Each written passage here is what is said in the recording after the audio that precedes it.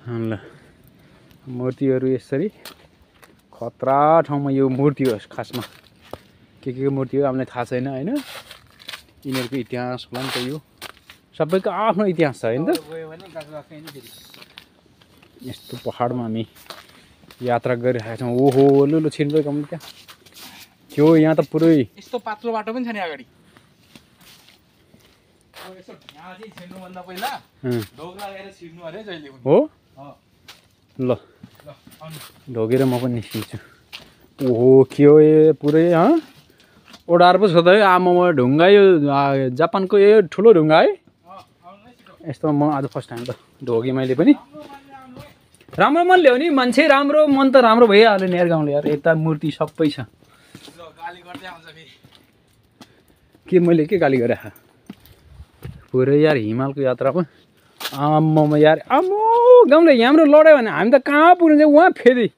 लु मैले भने नि अर्कै संसार छ हेर्नुहोस् त हुन त गाउँ त त्यही हो होइन यो सासागुरीको यतापट्टि हो कि उमी गाउँ हो यो हो र यो हक्का त पक्का त होइन यो अपोजिट हो उता हाम्रो घरहरू उता हो सबै आम्मामा लु हामी डाँडाको यता पारि आइसक्यो है ल यस्तो ठाउँमा पनि यिनीहरूले मूर्ति कुदाएर राखिरहेका छन् यिनीहरू खास एकदमै यस्तो धर्म कर्ममा चाहिँ विश्वास गर्ने हुन्छन् उमी भनेको ओसन होइन समुद्र तर उमी भनेको गाउँ हो कि यता ल हेर्नुहोस् यस्तो आज रमाइलो यात्रा हुने भयो टेन्टहरू माथि गर्नु पर्यो आम्मामा लु बाटो भनेको पुरै आजको जस्तो यो यात्रा हेर्नुहोस् है कामरेडहरू लु हेर्नुहोस् यहाँ वा माथि भिरमा पनि माटो नै उयो हेर्नु त के अरे यहाँ हेर्नु न बाटो अहिले त्यो वा हेलो यहाँ माथि मन्दिर कुदाएर कसरी राख्यो होला नि त्यहाँ मान्छे कसरी चढ्यो होला नि त्यहाँ गाउँले माथि अहिले माथि चढ्ने सिटी पनि छ हौ अगाडि आउनु न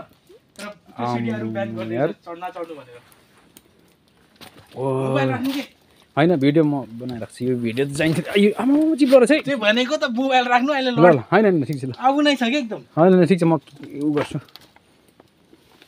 आमामा यार यो यस्तो कापामा यो यस्तो छ नि यो ढुङ्गाको चेपबाट निस्किनुपर्ने चाहिँ ए अनौठो ठाउँमा आयो यार अनौठो ठाउँ यार लु लास्टै रमाइलो म चाहिँ एकदम यो हेर्नु न अब नेचुरली यस्ता ढुङ्गा मुढा हिमाल पहाड के भन्ने के यो पहाडको ठाउँहरूमा मनपर्ने मान्छे नेचर ओहो यो चेन ल्यायो नि फेरि जाने सुगोइ नि ब्याग मलाई फाल्नु तिमी यो होइन देखाउने पहिला यहाँनिर देखाउनु ओहो लु यो साङ्लो साङ्लो समाउँदै जानुपर्ने छ पहिला म गएर देखाउँछु अनि यो ब्याग फाल्नु है त समाउनु त ल यहाँ मूर्ति छ ल हेर्नुहोस् ढोग लगाएर यहाँको देवी देवतालाई होइन ल बाटो पनि चिप्लो छ कि फेरि आम्मामा यार के हो फेरि आउँदाखेरि सक्नुहुन्छ सकिन्छ यही बाटो आउने हो फेरि ठिक छ म त केही छैन हिमाल चढेर आएको मान्छे यार एउटै कुरा भन्नुहुन्छ हो क्या मलाई यस्तो कुरामा एक्सपिरियन्स भएको मान्छे यार म निस्किन न कहाँ यार साथीले पनि मलाई कहाँ म हिमालमा जन्मेर आएको मान्छे यार सोलुखुम्बुको मान्छे उहाँ सगरमाथाको फेदमा जन्मेर आएको मान्छे हुन्छ म त सक्छ ल यस्तो बाटोमा हामी अब यता पछाडि फर्काएर हेर्ने भने उहाँ हेर्नु यस्तो बाटो यस्तो छ ओ अचम्मै छ यार ल अब म पनि निस्केँ अब कसरी हुन्छ भने मलाई त समाउनु पर्दैन खास आज पानी परेर हो यो खासमा चिप्लो है होइन हिउँ बिग्लेर नि त्यही त हिउँ पलेर के अरे चिप्लो छ क्या रमाइलो हो यार यो पनि लु